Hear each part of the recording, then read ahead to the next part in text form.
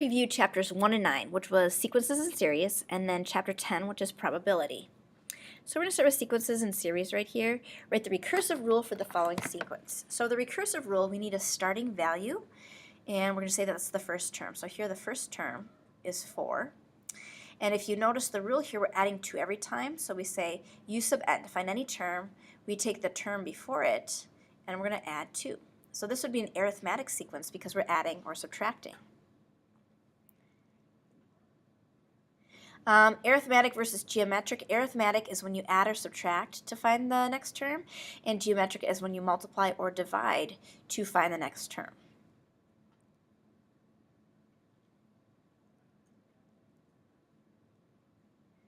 Here's an example of a long-run value problem. A lake is initially stocked with 1,000 fish. Each year, 18% of the fish are fished out or die of natural causes. At the end of each year, the DNR stocks the lake with 100 more fish. How many fish will the lake have in the long run? So this is a shifted geometric sequence. We say this a starting value, u sub 0 I'm going to use, is 1,000. U sub n equals the year before. And we take 100% minus that 18% here. And then we stock it with 100 more fish. So since we're multiplying and adding, this is shifted geometric. So we can type this into our calculator. Well, first of all, we can do 1 minus the point, is it 18%? So another way to write this is there's 82%, so I could change this to 0.82. Whoops.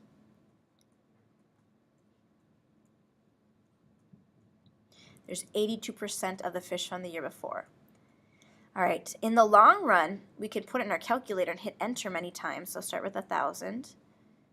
Use your answer key. This means the year before. We have 82% of the year before, but then we're going to add in 100. And you can hit enter, and you can see, does it level off somewhere? So you can see it going down. So it's leveling off here about 555.5 fish, rounds to 6. So we can say that in the long run there's about 555.5 fish in the lake. Another way to do this is if it's in the long run, then 1 year will be the same as the year before. So I'm going to call u sub n and u sub n minus 1 the same thing, times 0.82 plus 100. And we could solve this, so let me give myself more room here. Here's what it would look like. X equals 0.82 times x plus 100. Okay. And we would solve. So this is like 1x. We're going to subtract 0.82x from each side. We got 0.18x equals 100. Divide by 0.18. So we should get the same answer, but let's try it. 100 divided by 0.18, and you get the same answer. So a few ways to do that problem, but either way you get the same answer. All right, so that's it for series and sequences, or sequences. Now series, this is chapter 10, but it was chapters 1 and 9 still. All right, so there are 3 formulas that you need to know. So partial sum of its arithmetic. All right, so the sum of the first n terms, you take the first term plus the last term times the number of terms divided by 2. The sum of an infinite geometric series is the first term over 1 minus the ratio. And the partial sum of a geometric series, the sum of the first n terms, equals the first term, 1 minus the ratio to the n power over 1 minus the ratio. So you'll probably want to write these 3 formulas on your note sheet and practice using them in the review. Okay, so let's do a few example problems here. Okay, not too far here. Suppose you practice the piano 45 minutes on the first day of the semester, and you increase your practice time by 5 minutes each day. How much time will you devote to practice during the first 15 days and the first 35 days? Well, since you're adding 5 minutes each day, this is arithmetic, so we're going to use that formula. The sum of the first 15 days would be the first term plus the last term times the number of terms divided by 2. So the first day is 45. The 15th day, so I need to find u sub 15. So we start with 45 on the first day, plus it's 5 minutes. And if I count this as the first day, we're going to go 14 more days for the 15th day. So let's see what this number is.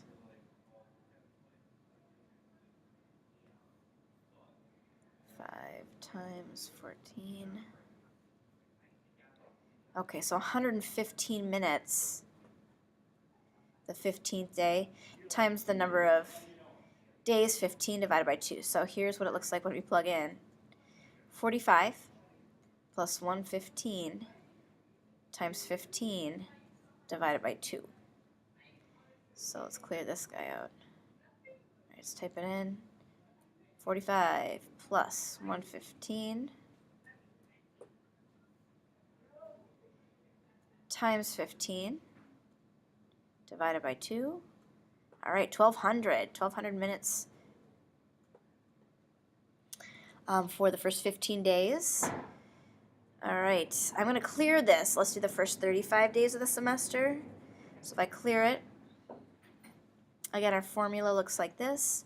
The sum of the first 35 days, you would take the first day plus the 35th day times the number of days, 35, divided by 2. So the first day, again, was 45 minutes. To find on the 35th day, you have 45 minutes the first day, plus 5 minutes for 34 more days. So let's figure out that number. 45 plus 3 times, or 5 times 34. All right, so that's 215 minutes. And then we're going to plug all these numbers into the calculator. So we have 45 plus 215. We're going to multiply that by, it was 35 days, I believe. And enter, divide by 2. All right, so 4,550 minutes. We can divide that by 60 to see hours. So about 75.8 hours. All right, so there's an example of arithmetic. Let's look at the next one. Emma's golf ball lies 12 feet from the last hole on the golf course. And she puts it, unfortunately, the ball rolls to the other side of the hole, 2/3 as far away as it was before. On the next putt, the same thing happens. If this putt pattern continues, how far will our ball travel in 7 putts? So this is geometric. And in 7 putts, this is partial geometric. So the sum of the first 7 would be that formula n times 1 minus the ratio to the n power over 1 minus the ratio. And this shouldn't be n, sorry, this is the first term.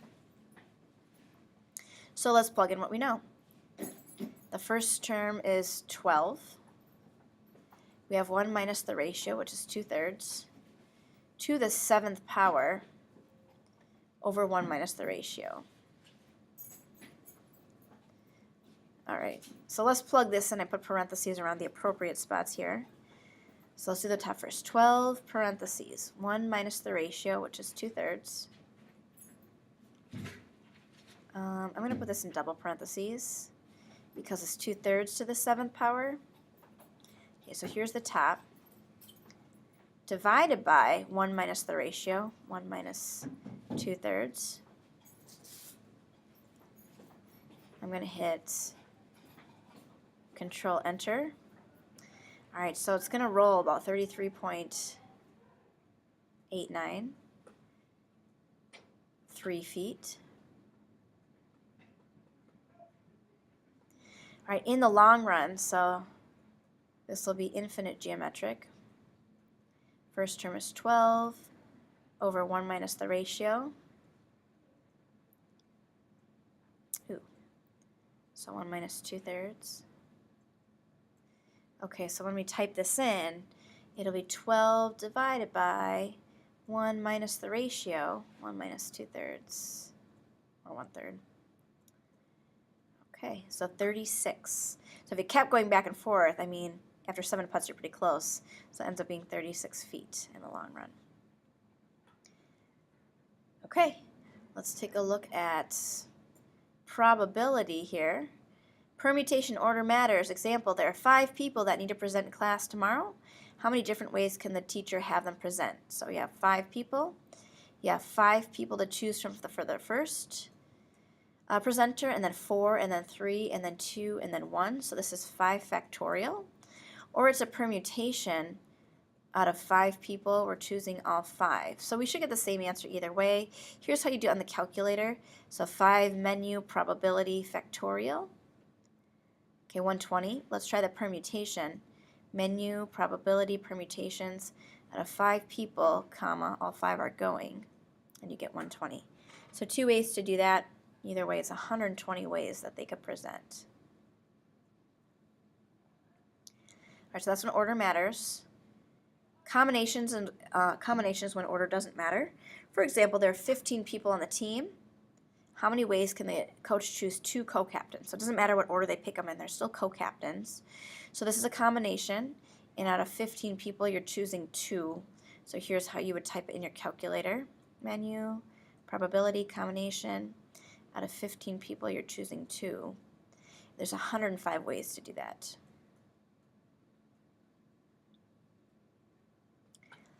Okay, and let's see if there's anything else here. Probability. You roll a 6-sided dice, or die I should put, and flip a coin. What is the probability you roll an even number? We'll roll an even number and get a tails. So even and tails. 6-sided, flip a coin. All right, so for the coin, all